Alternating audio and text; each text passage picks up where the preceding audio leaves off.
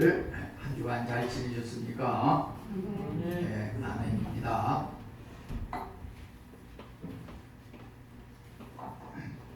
세계 넓은 땅에 많은 인구들이 사는데 늘 끊이지 않는 것은 평화로운 나라가 있는 반면에 또 전쟁을 하고 투쟁을 하는 그런 나라도 있는 것입니다. 요즘 가장 사람을 위협하고 불안하게 하는 것 중에 러시아와 우크라이나의 그 전쟁을 우리가 보게 됩니다.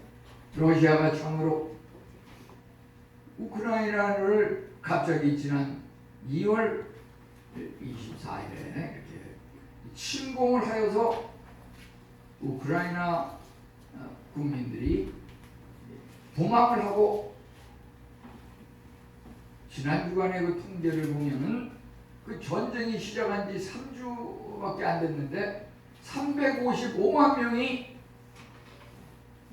우크라이나를 탈출해서 이웃 폴란드라든지 유럽 각국으로 도망하고 탈출하였다고 하는 거예요. 이제 그 숫자는 계속해서 이 시간 이번 주에도 아마 불어날 것이라고 합니다.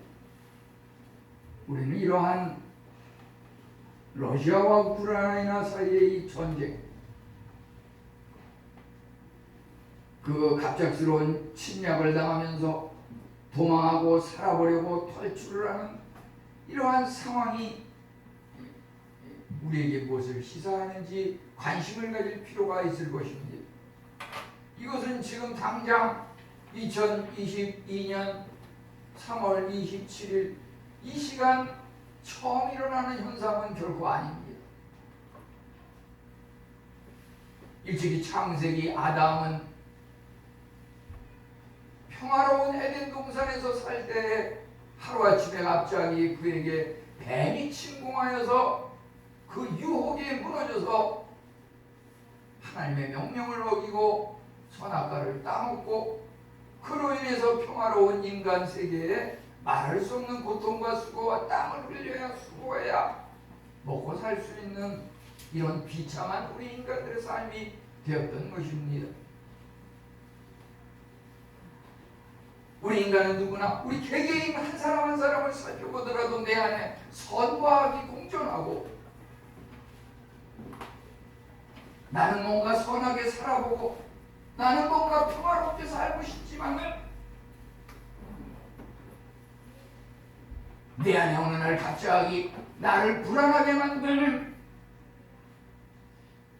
세상 마귀 사탄의 그러한 것들이 침투하여서 나를 고통스럽게 하고 때로 어떤 사람은 그것을 견디지 못해서 탈출하고 도망해보지만 도저히 견딜 수 없어서 자해하면서 죽는 사람도 있고 이러한 것들은 세계만방 어느 곳에서나 국가적으로 개인적으로 소그룹 단체 공동체 우리 개개인 특히 우리 한국 사회는 자살로 인해서 죽는 사람이 너무나 많은 걸 볼 때 우리가 말이죠 이 우크라이나와 러시아의 전쟁이라고 하는 것이 러시아의 그 국경에서 가장 서방에 있는 그것이 우크라이나라고 하면은 거기도 다 정교의 러시아, 우크라이나 다 기독교 국가입니다.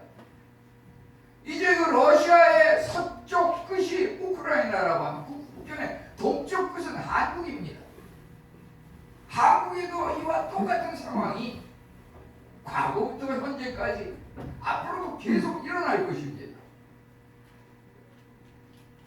우리 성경은 결코 이것이 2000년, 3000년 전에 고리타분한 쓰레기통에 버려야 할 그러한 기록들이 아닙니다. 그것이 현재뿐만 아니라 미래에 일어날 일들이 여기에 다 기록이 되어 있는 것입니다.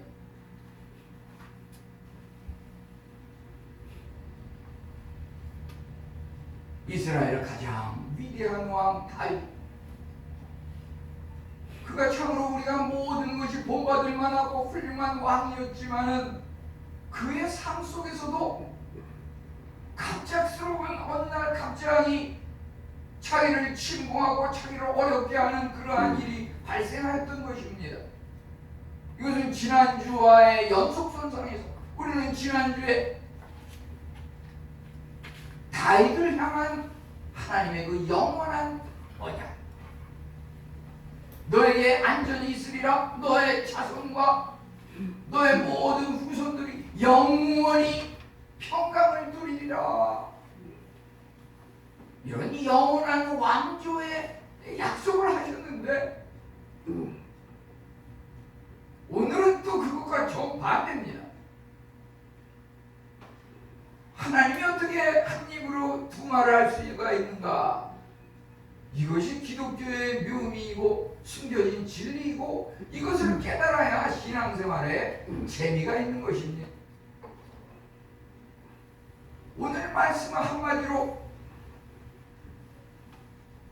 다윗을 향해서 영원히 너에게, 영원히 네 자녀에게, 자손들에게 재난과 화가 있으리라고 하는 이런 말을 다시 한번 여기서 말하고 있는 것입니다.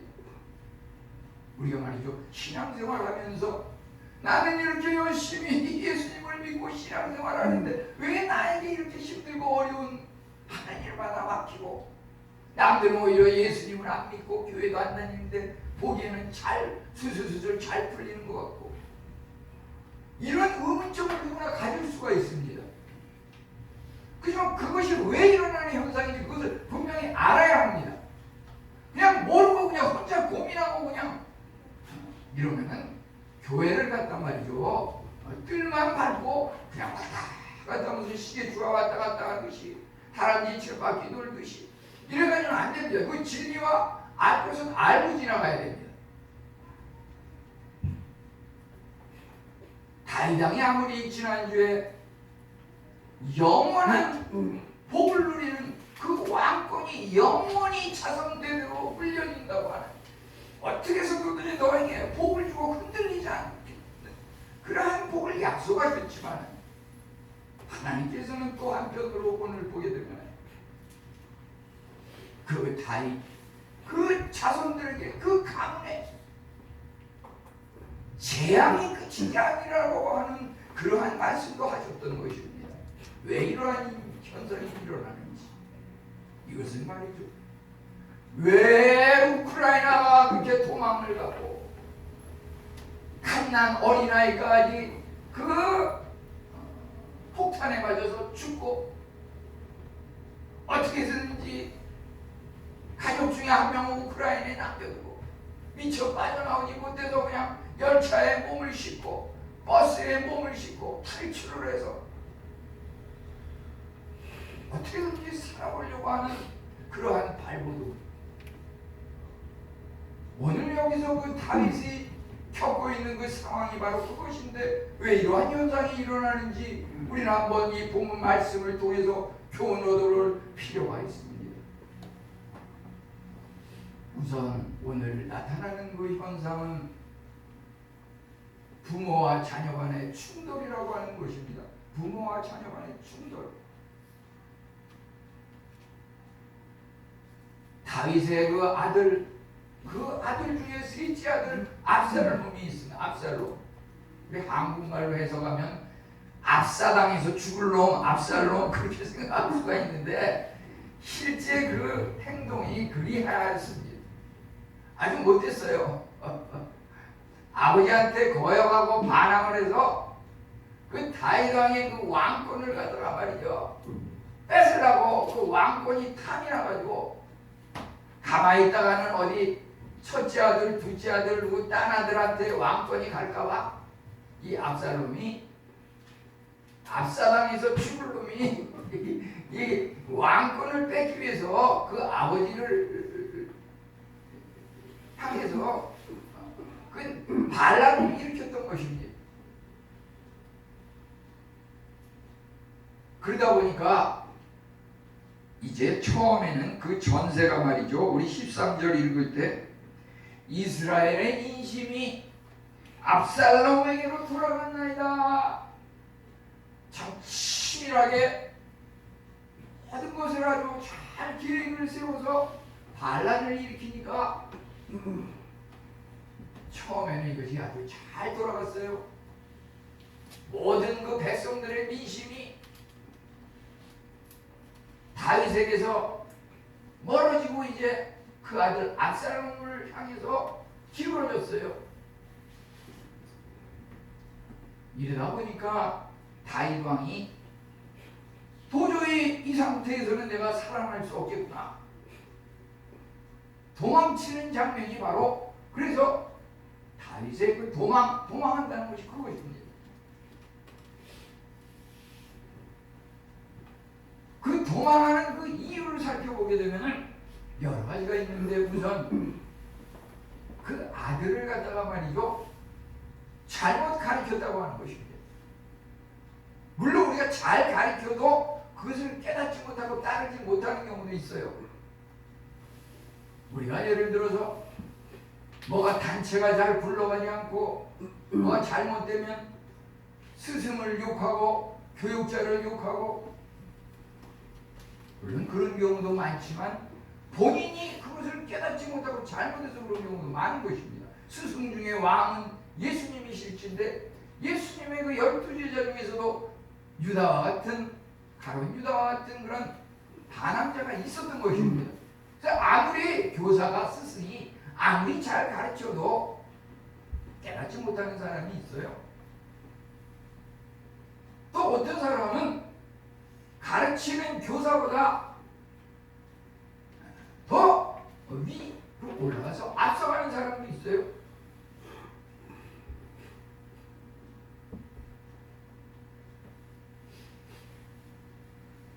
제가 과거에 이 90년에서 94년에 대학에서 그 강사 그것을 하면서 이렇게 학생들을 가르쳤는데 그 중에서 보면은 지금 기장군이라고 하는 곳에 거기서 군수가 돼가지고서 지금 3선째 지금 돼가지고서 군수를 하고 있는 오주석 군수가 있어요. 제가 2년간 가르쳤던 제자입니다. 근데 그걸 이렇게 가르치면서 보면 말이죠. 정말 도저히 깨닫지 못하고 낙제에 해당하는 그런 사람이 예를 들어서 100명이면은 한 4-5명은 도저히 그것을 깨닫지를 못해요. 이건 도저히 진급을 시킬 수가 없어요. 그런데 그 중에 또 한 4-5명은 내가 한 개를 가르치면 2개를 깨달아요. 나보다 더 똑똑한 사람이 있어요. 그 사람들이 이제 미래의 지도자인데요. 제가 도저히 이 사람은 진급시키면 안 되겠다. 성적을 그대로 올려가지고 교문과에다 이렇게 교문과에서 이거 학생 유급시키면 문제가 되니까 그냥 조용히 그냥 기본 점수는 줘서 일단 진급을 시킵시다. 근데 그런 문제가 말이야 해마다 발생을 하다 보니까 심지어 이제 거기서 그것을 그 성적표를 내가 딱 붙여줬는데 그 받은 일이 없습니다. 등기를 다 붙였는데 못 받았다 그러면서 다시 보내라 그래요. 다시. 그러다 보니까 그냥 60점이라고 그냥 다시 써가지고서 보냈는데 그런 일을 반복하다 보니까 딴에는 제가 불교대학에 들어가서 이 학교를 갖다가 내가 기독교로 한번 변화시켜버리라고 하는 그런 마음을 가지고서 출발을 했는데 제가 역부족이 돼가지고 말이죠. 그냥 그만두고 나왔어요. 도저히 그 분위기에서 견딜 수가 없더라고요.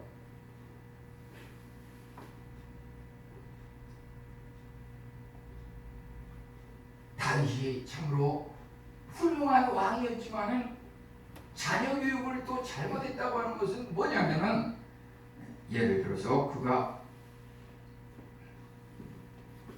나중에 이제 또 나오겠지만은 자녀에게 좀 더 엄격하게 하지 못하고 너무 사랑으로 이렇게 이끌었다고 하는 그런 문제가 있는 것인데요. 세상에 모든 것은 다 싫어도 자녀를 남의 자식은 가르치기 쉬워도 자기 자식은 가르치기 어렵다는 말이 있는데요. 이스라엘의 그 최초의 대제사장이었던 그 아론 같은 경우도 보면은 그 아들이 나답과 아비후 그 두 아들이 있는데 그들이 하나님의 말씀을 거역하고 제사장으로서 직업은 물려받았는데 하는 행동이 아론의 행동을 물려받지 못했어요. 그러다 보니까 때로는 술을 먹고 와가지고서 예배에 참석을 하고 그 아론의 그 아들 나답과 아비후가 그런 식으로 해서 성경에는 하나님께서 정한 그 방법으로 하지 않고 다른 방법으로 분향을 드리고 예배를 드리다가 죽음을 당했습니다. 교회 안에서 범죄하고 죽음을 당한 아주 특이한 케이스입니다. 다윗은 참으로 이제 압살롬이 그에게 아버지를 거역하고 왕권을 창탈하기 위해서 반항하고 대들자 도망을 하였던 것입니다. 그런데 그 다윗이 이렇게 도망한 데는 사실 단순히 그 자기 자신의 그 안위를 위해서만 그런 것은 아닙니다. 우선 여기 13절에 보면은 민심이 다윗에게서 기울고 압살롬을 향해서 많은 국민들이 따르니까 그것을 갖다가 이제 이 상태에서는 도저히 안 되겠구나. 그 종들의 수가 다윗을 그래도 어려운 상황에서도 다윗을 보호하려고 따르는 그런 사람들이 있었는데 또 다윗은 과거에 그 이스라엘은 누구도 나서지 못하는 그런 상황에서 골리앗을 물리칠 정도다 그러면은 다윗의 그 전쟁의 승리를 안겨주는 그 실력이라고 하는 것은 아무리 압살롬이 전쟁을 잘하고 민심이 거기에 다 쏠렸다 하더라도 정말 싸우면 내 생각에 그 다윗이 아마 압살롬을 이겼을 수 있다고 생각이 됩니다. 그럼에도 도망한 이유는 어차피 전쟁을 하게 되면은 러시아가 우크라이나를 침공했지만 러시아에서도 막 장군이 죽고 러시아에서도 뭐 부사령관이 죽고 많은 러시아 군인들도 죽었습니다. 마찬가지로 아버지 다윗과 아들 압살롬 사이에 그 왕권을 가지고 싸우는 전쟁을 일으키면 틀림없이 많은 백성이 죽고 때로는 다윗 아니면 압살롬까지도 죽을 수도 있는 또 그 가족과 친지들도 죽을 수 있는 그런 상황. 피 흘리는 것을 원치 않았기 때문에 도망갔던 그런 이유도 있는 겁니다. 그리고 또 한편으로는 군사 작전상 내가 지금은 당장 압살롬에게 민심이 기울었으니까 일단은 도망갔다가 우리가 이보 전진을 위한 일보 후퇴라는 말이 있지 않습니까? 일단 피해가지고 나를 따르는 그 소수이지만은 그 사람들끼리 좀 훈련 작전을 다시 가다듬어가지고 일단은 도망갔다가 다시 와가지고 한번 전세를 만회해보리라 라고 하는 그런 작전과 계획을 가지고도 도망했을 수도 있는 겁니다.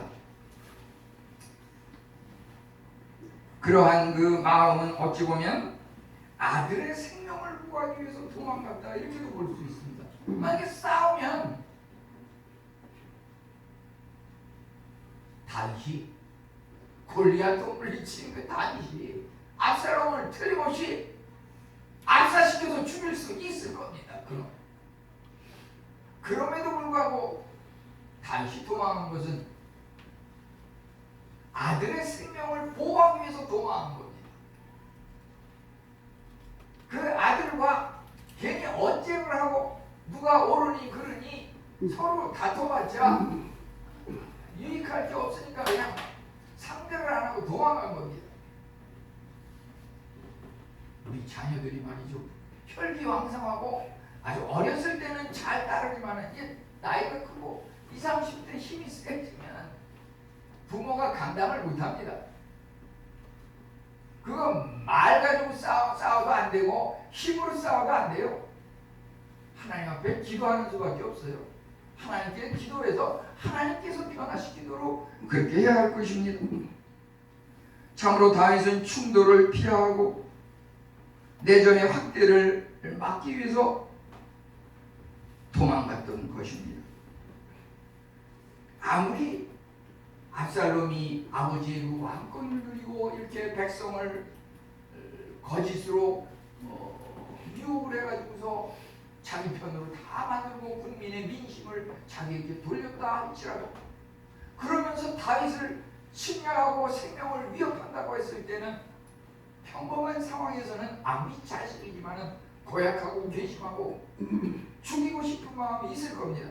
그럼에도 다윗은 결코 그러지 않았다고 하는 것입니다. 그가 도망을 한 것에 어떤 자기 자신의 안위를 위해서 그런 것이 아니라고 하는 것은 오늘 읽은 이 15장 지나서 18장 33절에 보면 알 수 있습니다. 사무엘하 18장 33절에 보면 나중에 그 압살롬이 결국은 전쟁에 패해가지고 죽게 되는데, 그때 다윗이 아들 압살롬을 향하여서 너 이놈 아버지 그 왕권을 누리더니 잘 죽었다.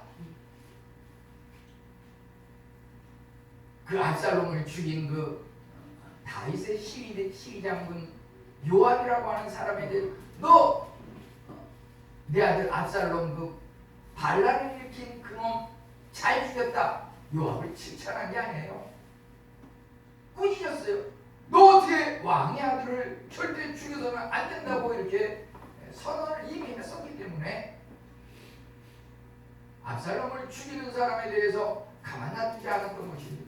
다윗은 또 압살롬이 죽었을 때 어떻게 반응을 했습니까? 사무엘하 18장 33절에 보면 그 마음이 심히 아파가지고 위층에 올라가서 울면서 눈물을 흘렸다고 했습니다. 내 아들 압살롬아, 내 아들 압살롬아, 차라리 내가 죽었으면 나았을 것을 네가 이렇게 죽다니. 압살롬아, 내 아들 압살롬아. 얼마나 통탄하며 울었던 그 다윗의 행동을 볼 때 아들을 향해서 그 생명을 얼마나 아끼고 사랑했는지 우리는 알 수가 있는 것입니다. 다윗이 참으로 이렇게 도망한 이유 중에서 여러 가지가 있겠지만은 우리가 또 하나 생각할 것은 그가 양심의 가책이라고 하는 것이 있었다고 하는 것입니다. 양심의 가책. 하나님께서는 인내하시는 분이고 참으시는 사랑이 많으신 자비와 긍휼의 하나님이신데, 우리가 잘못을 하면은 즉시 즉각 벌을 주시는 것이 아닙니다. 어느 정도 시간이 지난 다음에 적절한 때에 그러한 재난과 화를 입게 하는 것입니다. 우선 다윗은 그 일생을 살펴볼 때 훌륭한 일도 많았지만은 그의 삶 가운데 씻지 못할 그러한 잘못된 일도 있었던 것입니다. 우리가 사무엘하 12장 10절에 보면은 다윗이 참으로 그 부하 중에서 우리야 장군이 있었는데 그 우리야 장군의 아내 바세바죠.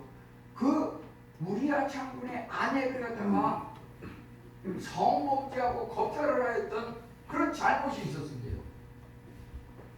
나단 선지자가 그것을 깨닫게 하고 다윗 왕이 이래서 되겠냐 라고 했을 때 다윗이 즉시 그 자리에서 선지자의 말을 듣고 잘못을 깨닫고 하나님 앞에 회개했습니다. 그래서 참으로 훌륭한 왕이다. 죄를 지었지만 회개했기 때문에 훌륭한 왕이다. 그것까지는 좋은데 말이죠. 문제는 죄라고 하는 것은 회개했다고 해서 용서함을 받지만은 용서받았다고 해서 끝나는 것은 아닙니다.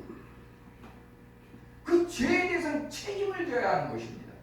그 책임이라고 하는 것은 내가 죄 용서함 받았다는 확신이 들었을 때 그 책임이 없어지는 건 아니에요.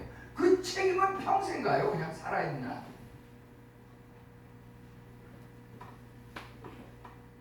우리가 하나님 앞에 죄를 지었을 때 그것을 하나님 앞에 잘못을 깨닫고 회개하는 거, 용서의 확신, 구원의 확신 다 좋아요.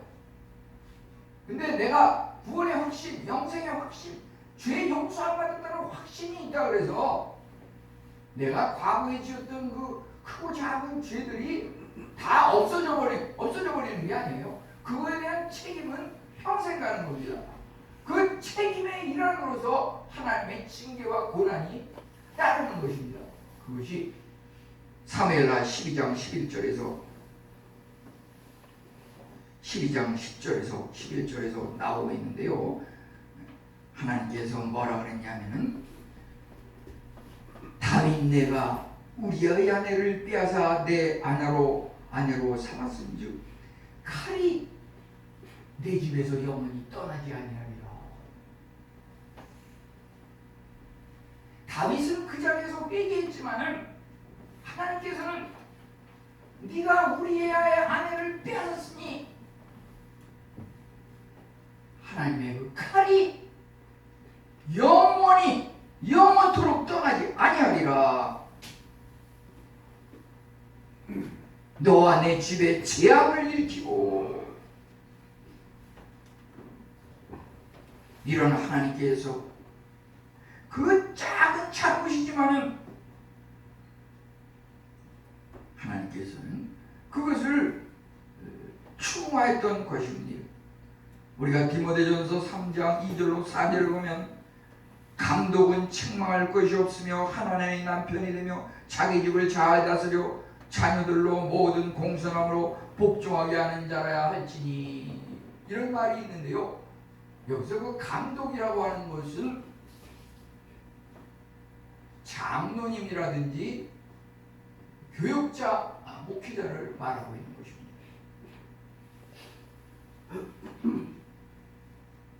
교육자는, 장로님은 자기 집을 잘 다스리고 복종하게 하는 그런 자여야 합니다. 집을 다스리지 못하고 하나님의 일을 감당하기는 어려운 것입니다.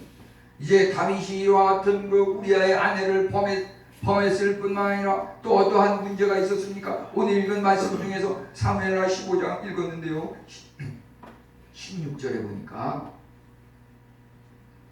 후궁 10명을 왕이 남겨두어 왕궁을 지키게 하니라. 다윗이 자녀들과 형제들과 자기를 따르는 충신들에게 함께 이렇게 예루살렘에서 떠나서 도망을 하였는데 그의 후궁 10명은 왕궁을 지키게, 같이 도망하지 않고 거기서 지키게 했다고 그랬습니다. 이건 뭡니까? 다윗이 그만큼 성적으로 문란한 그런 것이 있었다고 하는 것이죠. 후궁을 10명이나 두고서 이렇게 생활을 했습니다. 우리가 참으로 하나님께서 그에게 영원한 언약과 왕조, 은종, 통일 왕국의 왕으로서 번영을 약속하셨지만은 그가 또 그 잘못을 저질렀을 때 회개했지만은 잘못에 대한 책임은 칼이 내 집에서 영원토록 떠나지 아니하리라, 이런 경고도 했던 것입니다. 그렇기 때문에 그 다윗의 아들, 그 아들의 이은 또 다음 왕, 계속해서 악한 왕들이 일어나면서 끊임없는 피와 투쟁과 칼부림이 끊이지 않았던 것입니다. 그것이 다 그가 일생일대에 한두 번 잠깐 저질렀던 그 교만죄, 성범죄, 이러한 것들로 인해서 우리가 참으로 하나님을 믿는데 나에게 왜 복은 없고 왜 열심히 기도하는데 왜 뭐가 이렇게 안 되나, 이러한 것들은 참으로 다시 한번 이러한 것들의 원인에 대해서 우리가 살펴볼 필요가 있습니다. 다윗이 개인적으로 성범죄했다는 거 말고 또 하나가 있는데 그것은 뭐냐면 바알부올 사건이라고 하는 거예요. 이것은 뭐냐면은 민수기 25장에 그 기록이 나와 있는데요. 이것은 이스라엘 백성 전체가 모압 여인들과 음행을 저지르고 바알신을, 그 이방신 바알신을 숭배했다고 하는 것입니다. 바알신이라고 하는 것은 그 바알신의 상징 중에서 이렇게 소 얼굴이 이렇게 그려져 있는 것이 있어요. 많은 그 이방신 중에서, 또 불교 절 중에서도 보게 되면은 그런 소라든지 이런 것들이 있는데, 우리가 말이죠, 우두머리라는 말을 하는데, 그 우두라고 하는 게 어떻게 보게 되면 소머리. 우리 가까운 무슨 저기 이천에 무슨 소머리 국밥이 유명하다 그러는데, 소머리, 우두, 머리, 소머리, 우두머리. 그 바알신이라고 하는 것은 이방 사람들은 그 소머리, 소를 숭배하고 우상을 숭배하고, 모압 그 이방 여인들이 이스라엘 백성을 유혹하고 이스라엘 백성이 거기에 넘어가서 국가적으로 이렇게 많은 그 범죄를 저지르고, 이러한 것들로 인해서 어떠한 일이 일어났습니까? 24,000명이 전염병으로 죽었다고 그랬습니다. 24,000명.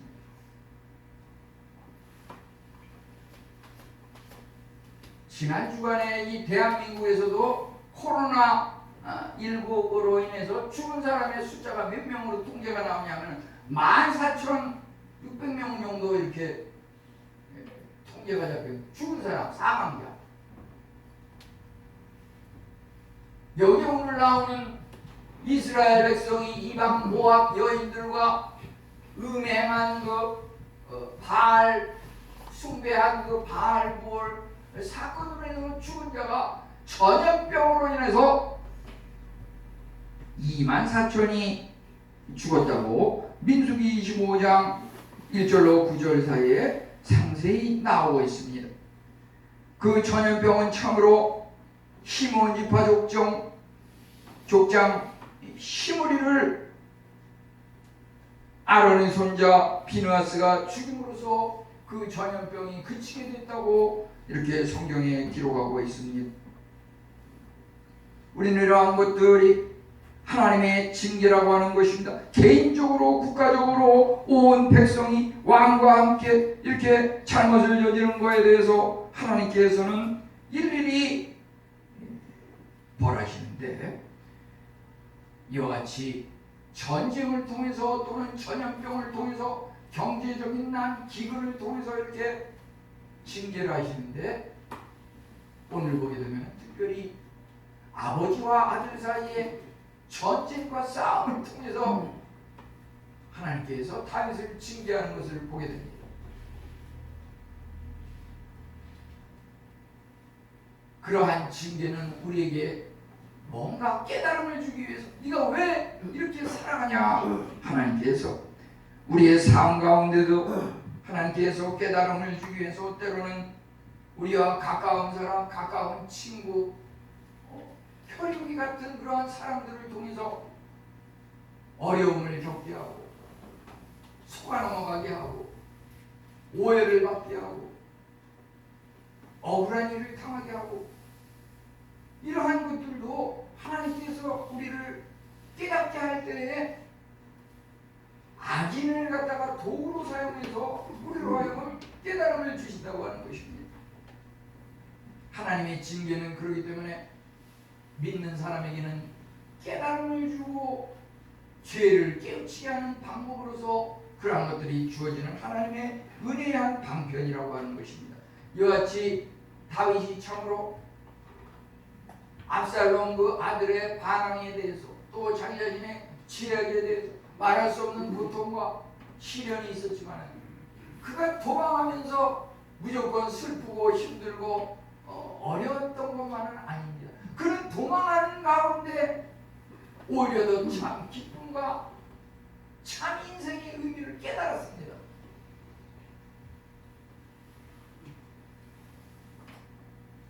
이것은 기독교가 이것이 역설이라고 하는 것입니다.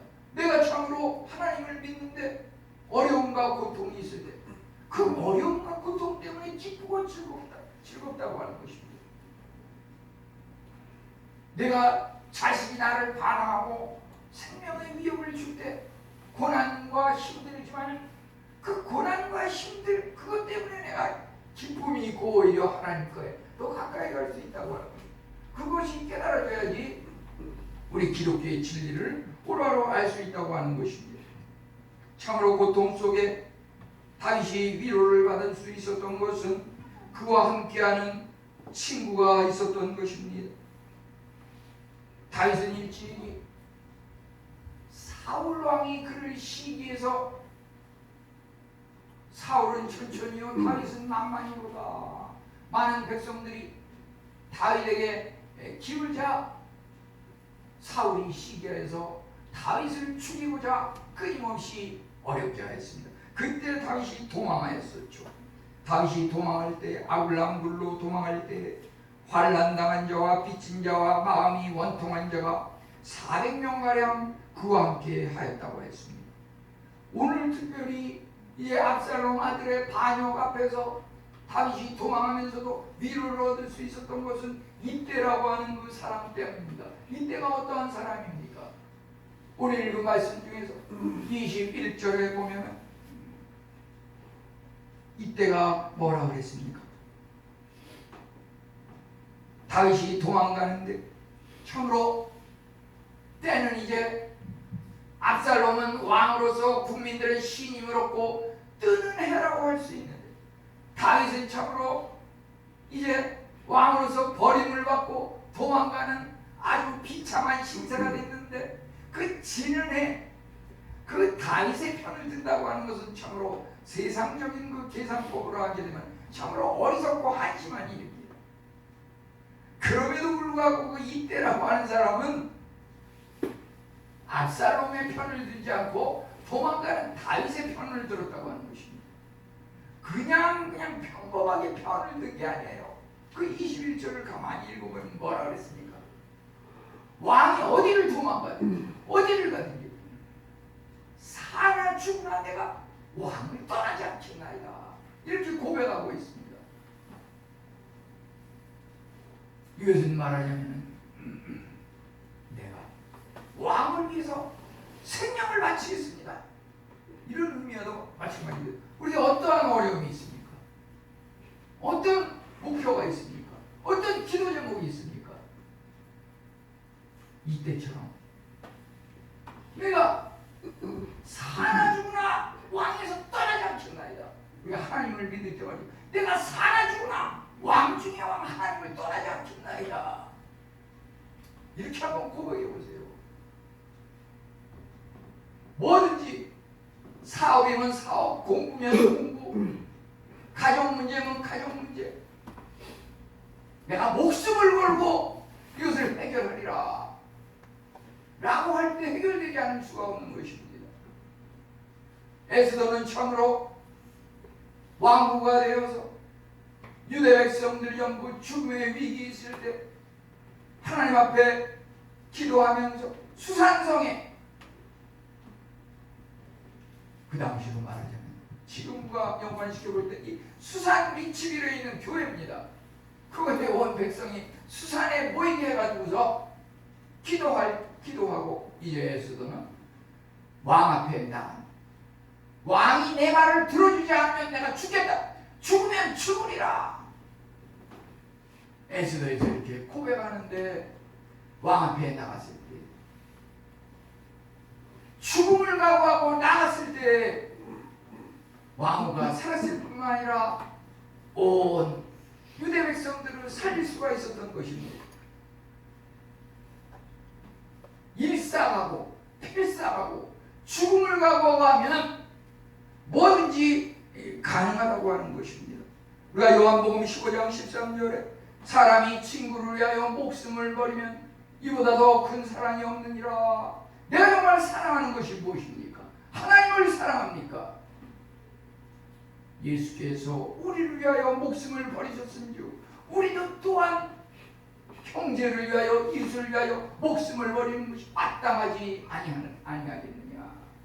우리가 하나님 사랑이라고 하는 것, 예수님의 십자가의 진리를 깨달으면 예수님이 나를 위해서 목숨을 버리셨으니까 나 또한 예수님을 사랑하니까 예수님을 사랑하는 예수님에서 목숨을 버리면 됩니다. 내가 돈을 사랑합니까? 사업을 사랑합니까? 목숨을 걸고 해보세요. 공부를 사랑합니까? 공부를 위해서 목숨을 걸어보세요. 그래야 그게 이루어지고 살아날 수가 있는 것입니다. 그런데 이러한 것들이 왜 이와 같은 각오를 이때가 할 수가 있었습니까? 도저히 이해가 되지 않을 수도 있겠습니다. 왜냐하면 이때는 가드 사람이고 이방 블레셋 사람입니다. 이스라엘이 적 블레셋 사람인데 그 가드 블레셋 사람 이방인 이때가 어떻게 다윗을 위해서 사나 죽으나 내 목숨을 왕이 가는 곳마다 끝까지 따라가겠습니까? 왜 이렇게 고백할 수 있습니까? 우리는 그 21절에서 그 앞부분을 주목해야 합니다. 뒷부분에 보면 사나 죽으나 왕을 떠나지 않겠나이다 이렇게 고백을 했는데 이방 블레셋 사람이 어떻게 다윗에게 이런 고백을 할 수 있습니까? 21절 그 앞부분을 봐야 됩니다. 뭐라 그랬습니까? 여호와의 살아계심으로 맹세하옵나니. 우리가 하나님을 믿으면 영적인 눈이 열립니다. 하나님께서 압살롬과 함께하는 게 아니라 다윗과 함께하는구나. 하나님께서 다윗이 도망가지만 다윗과 함께해서 다윗의 아들을 인도하고 복을 주시는구나. 믿는 사람은 영적인 눈이 열릴 때 그것이 보입니다. 그래서 당장 다윗이 좀 힘들어도 다윗을 위해 목숨을 바쳐 충성할 수 있게 되는 것입니다. 우리 믿음에는 결코 피부에 흑색, 백색, 빈부, 귀천 이러한 것이 없는 것입니다. 다윗은 참으로 죄 용서의 확신이 있었지만은 그에게 다가오는 그 시련과 어려움 속에서 도망하는 가운데 얼마나 많은 고초와 어려움이 있었습니까? 사무엘하 17장 22절에 보면 때로는 그 도망하는 가운데 산을 넘고 강을 건너 들을 건너 밤새 새벽까지 형제와 가족과 백성들과 함께 때로는 뜬 눈으로 밤을 새우면서 걸어가고 피난하였다고 하였습니다.